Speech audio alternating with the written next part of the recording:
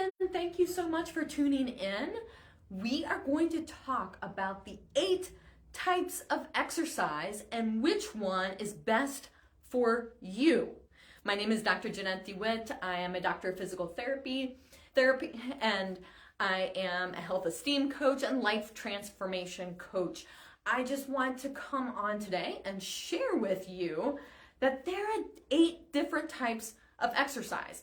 And the reason I wanted to share this is because sometimes people will come to me and they will say, I don't like to exercise. There's no exercise out there that I enjoy. And so I don't know how I'm going to do exercise when it is just drudgery for me.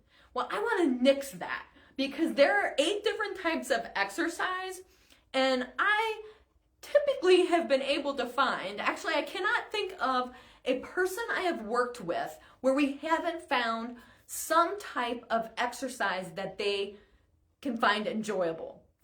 So first of all, let's start with general activity. General activity is movement, it's exercise, it's physical activity. So if you're cleaning your house, if you're doing gardening, if you're taking the dog for a walk, some people will classify that as general activity because they don't see that as exercise. They see that as a chore, that's something that their dog needs, so they have to go with it. But general activity is a type of exercise. Now, one thing I will say about general activity is that it doesn't always increase your cardiovascular output very much. So it might not put you in higher levels of cardiovascular or cardiorespiratory zones as we speak. So we'll talk about that more when we get to that category, but general activity is a type of movement and physical activity that can be classified as exercise. So if you have chores that you need to do and it requires physical movement, you are doing exercise. Number 2 is flexibility training. Flexibility training is to help stretch your muscles. It's to elongate your muscles and your tissues so that you are more flexible, so you are more mobile. This is really, really good low impact exercise. It's excellent to do because anybody of all ages can find some flexibility and stretching exercises to do. Your exercise formats like yoga, Tai Chi, even some of the low impact martial arts, and I'm talking about when you're doing a warm up in martial arts and you're kicking, it's non-contact, that could be more for flexibility than power as part of a warm up or a cool down. So flexibility training is an option. Next, we have cardiorespiratory training or cardiovascular training. This is where you're getting your heart rate up. This is where you are maybe struggling to talk with somebody as you exercise and move because your heart rate is elevated, and you can work in different heart rate zones to have low intensity, moderate intensity, or high intensity. And that's going to depend on your fitness level, if you're training for an event, or if you're just trying to improve overall conditioning. The next, we have core training. Now, a lot of people think, oh, I've got to work my abs and get the 6-pack and stuff like that. But core training is really more than just abdominal exercises. Core training is the abdominals, but it's also your back muscles, it's your glute muscles, it's your posture. And so core training is more of a stability type exercise if you're doing it in a form of stabilization. So examples of that might be planks, or it might be breathing exercises where you're activating your core. It could be forms of yoga, Pilates, Tai Chi, things that are making you activate your core musculature more than other forms of exercise. Or it could be, because you really should activate your core for all exercises, but it could be just more intentional focus or emphasis on your core for that type of exercise session. This is going to be more stability exercises And as you advance, you might go into more dynamic core training. The next form of exercise is balance training.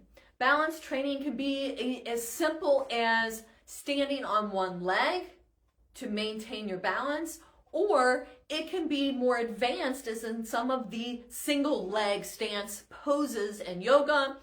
It can be more advanced if you're doing suspension training and working your core and your balance at the same time.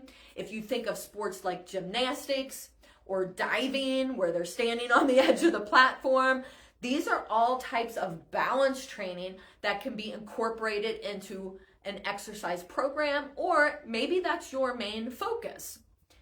The next type of exercise is plyometric or reactive training.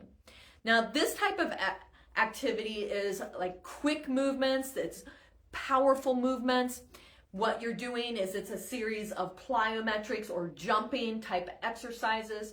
So you might think of jumping, bounding, leaping, those type of activities. These are more advanced types of exercises, and they aren't appropriate for everyone. That's a whole other conversation, but I throw that out there because a lot of people like jumping activities, and you can make it more low impact, like on a trampoline or on specific types of mats. Or if you think of cheerleading, there's a lot of plyometric in cheerleading, and they utilize a specialized floor to help reduce the impact, as well as reduce impact if somebody falls at the springboard type platform, or the type of floor that cheerleaders use when they compete helps reduce concussion if they would fall and hit their head. So that's a form of plyometric. Your jumping sports, your track and field sports, they'll do jumping or plyometric training to help with power and speed. The next form of training would be SAQ training. This is speed, agility, and quickness. You'll see this in field sports and court sports, where they are trying to increase their speed, their cutting angles, their quickness from one direction to the next direction. So you'll see like cone drills, ladder drills, things like that. Or you'll even see like in tennis, well, have the ball and they'll have to decide which way they have to go. That's all speed, agility, and quickness. And that's another form of advanced training. But anybody can get there, because you can take a lateral lunge and start it as a strengthening exercise with body weight, and then you can start to move that lateral lunge into a speed and agility and a quickness training type activity. So I don't want you to think that when you hear me say some of these advanced movements and these advanced types of exercise that you can't get there, because anybody can get from beginner level to advanced level to even elite level with the right training and the right progression of exercise. Now, our last form or type of exercise is resistance training. And notice I say resistance training because resistance can be your body weight. Resistance could be your dumbbells, could be weight machines. It could be water or aquatic exercise where you're using the current of water to provide resistance. And it can also be resistance bands that offer different types of resistance to help build muscle. So there are different types of exercise, and all are appropriate for different goals that you want to accomplish.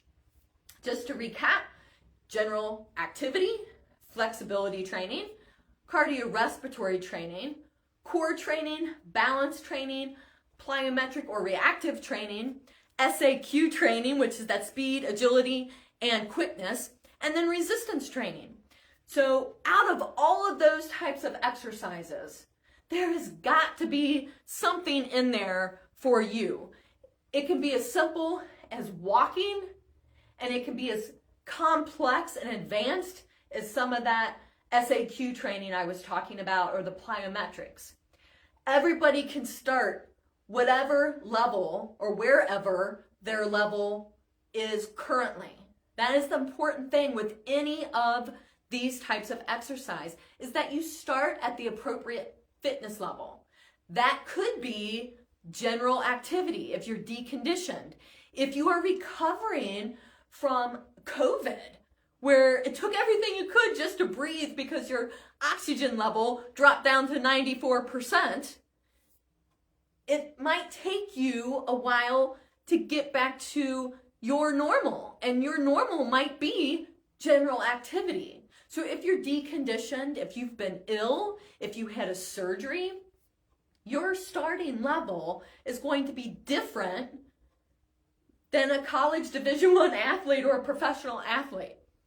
So you have to start where your current fitness level is and determine where you want your fitness level to be. Regardless of what your starting point is, there is a type of exercise that will work for you. If you have questions about this, if you're not sure how to get started, please go ahead and private message me, comment in the feed, just reach out to me, and I am happy to help you learn where you are and learn where you want to go. Thank you so much for tuning in. I appreciate you, and I hope you have a great day. Thanks.